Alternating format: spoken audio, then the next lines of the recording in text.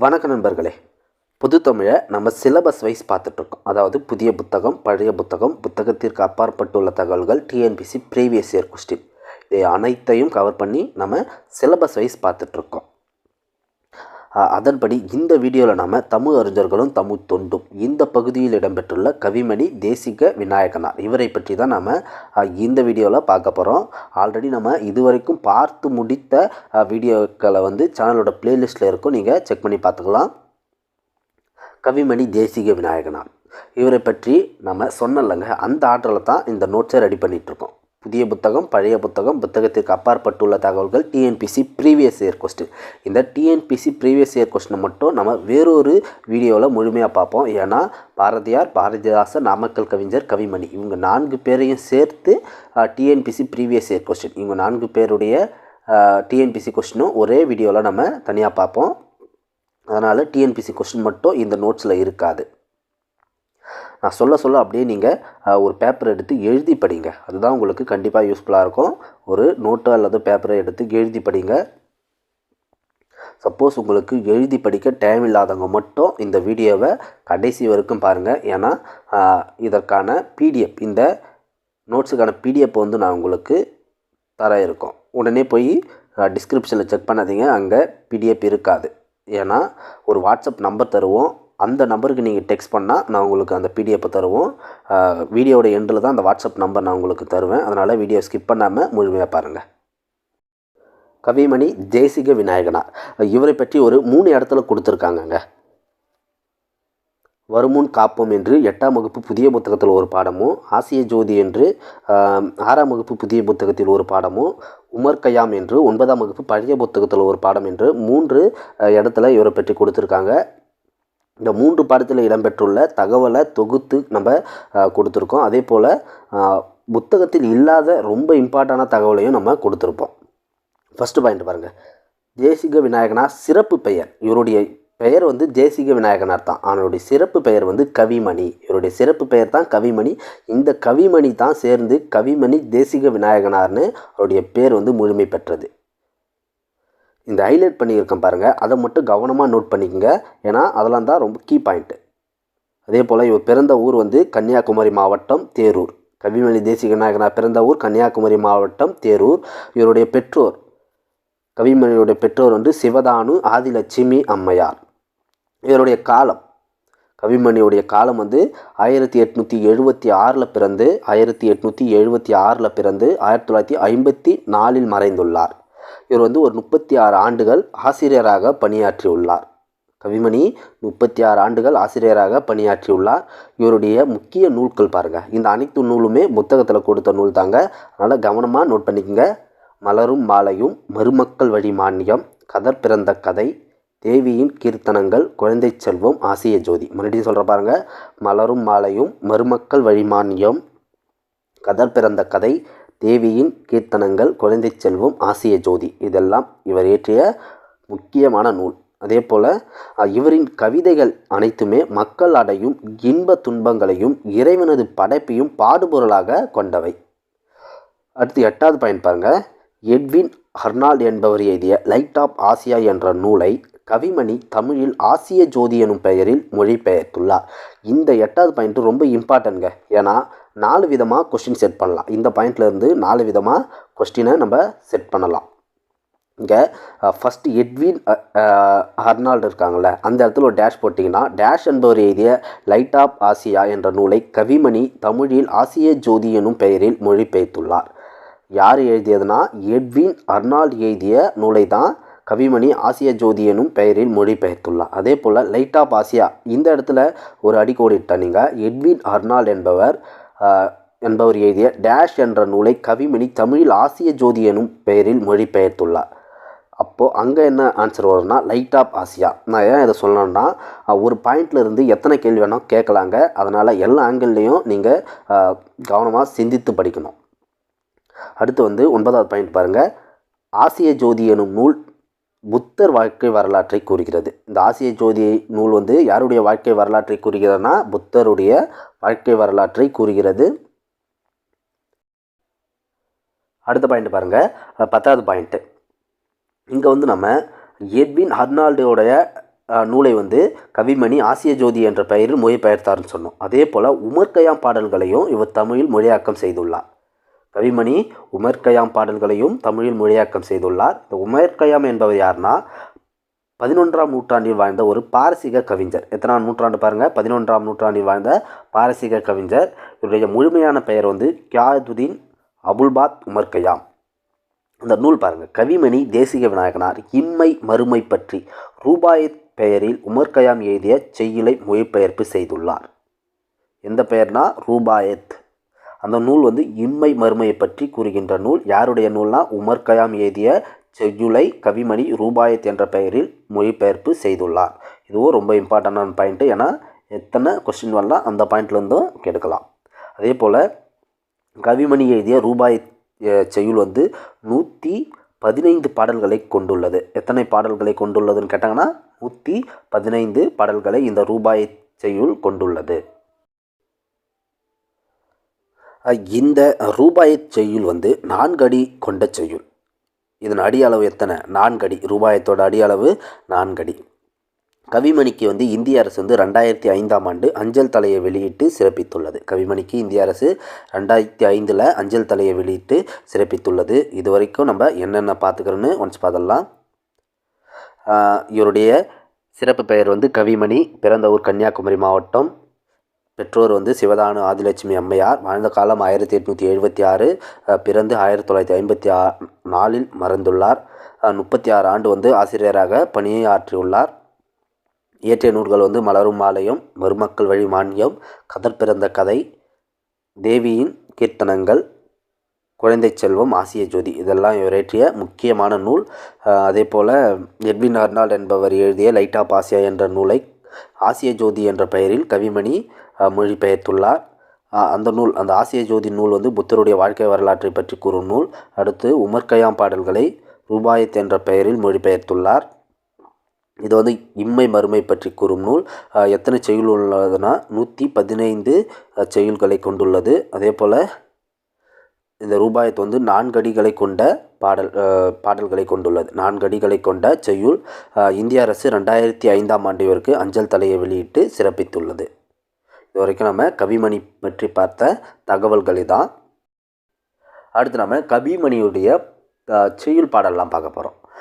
பாடல்களை பொறுத்த வரைக்குமே படித்தாலே அதுக்கான பொருள் நம்மளுக்கு புரிஞ்சிடும். சங்க இலக்கியத்தில் வரா போல் அகநானூறு புறநானூறு இது போன்ற பாடல்களில் வரா போல் நம்மளுக்கு பொருள் புரியாத போலலாம் பாடல் இருக்காது. படித்தாலே நம்மளுக்கு கண்டிப்பாக அதனுடைய பொருள் புரிஞ்சிடும். நம்ம ரொம்ப டெப்த்தாக மனப்பாடம் பண்ண வேண்டிய அவசியம்லாம் இருக்காது. ஏன்னா இப்போ ஒரு கொஸ்டின் கேட்டுட்டு ஒரு 2 பாடல் வரி கொடுத்துட்டு அதற்கான நூல் ஆசிரியர் யாருன்னு அதிகபட்சம் கேட்கலாம். இதெல்லாம் இந்த பாடல் வரிக்கான நூல் எதுன்னு கேட்கலாம்.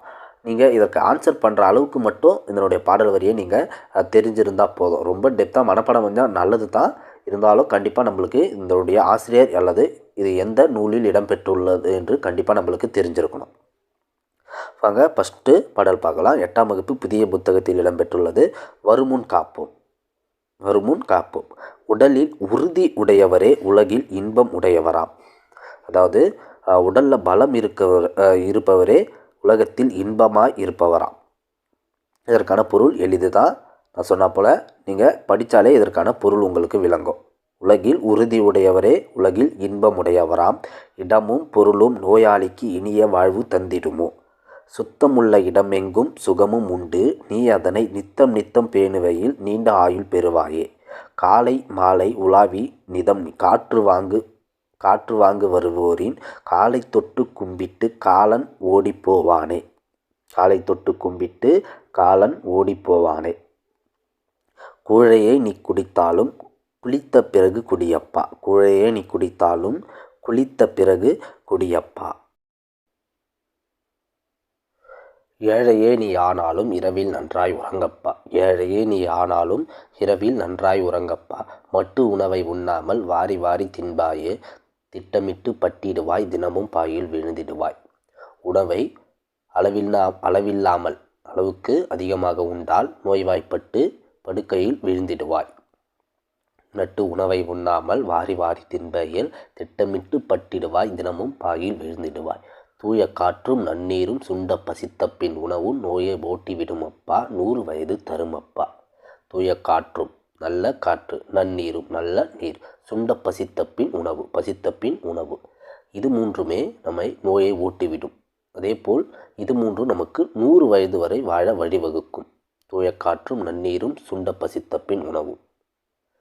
அருமை உடலின் நலமெல்லாம் அடையும் வழிகள் அறிவாயே, வருமுன் நோயை காப்பாயே, வையம் புகழ வாழ்வாயே. அருமை உடலின் நலமெல்லாம் அடையும் வழிகள் அறிவாயே, வருமுன் நோயை காப்பாயே, வையம் புகழ வாழ்வாயே. இந்த பாடலிருந்து ஏதோ ஒரு 2 லைன் கொடுத்துட்டு கண்டிப்பாக இது யாருடைய பாடல் வரிகள்னு கேட்கலாம் வாய்ப்பு இருக்குது. சொல்லும் பொருளை பாருங்கள். நித்தம் நித்தம்னா நாள்தோறும், வையம்னா உலகம், மட்டுனா அளவு, பேணுவயல்னா பாதுகாத்தல், சுண்டனா நன்கு, திட்டமிட்டுனா தடுமாற்றம், திட்டமுட்டுனா தடுமாற்றம். அடுத்த பாடல் ஆசிய ஜோதி. இது 6ஆம் வகுப்பு புதிய புத்தகத்தில் இடம்பெற்றுள்ளது. ஆசிய ஜோதி.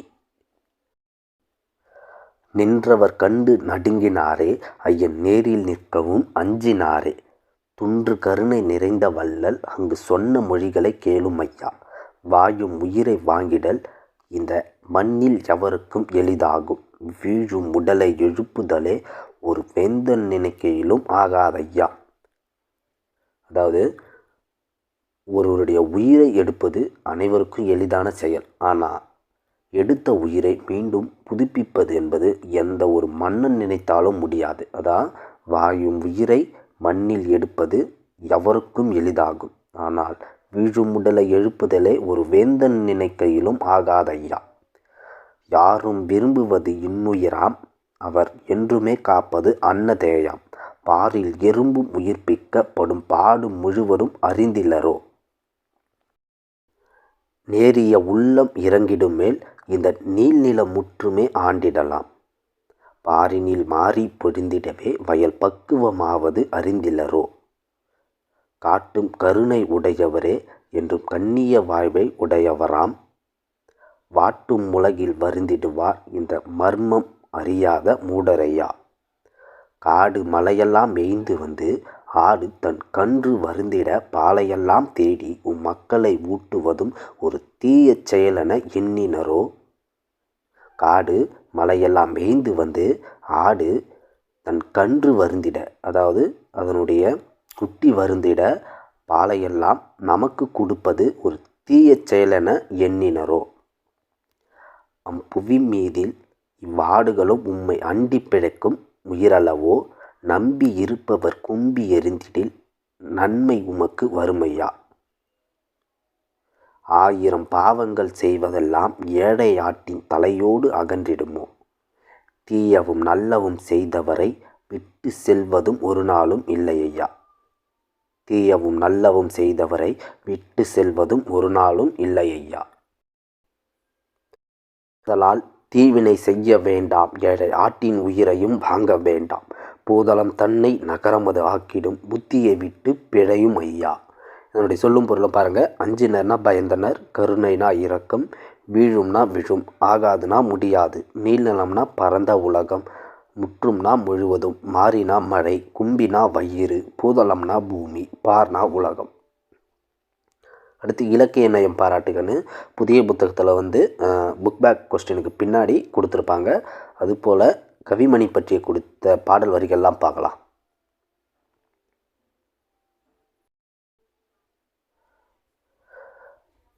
முதல் இலக்கிய நயம் பாராட்டுகள் உள்ள பாடல் வரி பாருங்கள். பிறப்பினால் எவருக்கும் உலகில் பெருமை வராதப்பா, பிறப்பால் ஒருவருக்கு பெருமை வராதப்பா, சிறப்பு வேண்டுமெனில் நல்ல செய்கை வேண்டும், உனக்கு புகழ் வேண்டும்னா நல்ல செயல் செய்ய வேண்டுமா. நன்மை செய்பவரே உலகம் நாடும் மேற்குலத்தார், நன்மை செய்பவரே உலகம் நாடும் மேற்குலத்தார், திண்மை செய்பவரே அண்டி தீண்டா ஒண்ணாதார், திண்மை செய்பவரே அண்டி தீண்டா ஒண்ணாதார். இதுவும் கவிமணியினுடைய ஒரு அழகான பாடல் வரி தான். அடுத்த பாடல் வரி பாருங்க.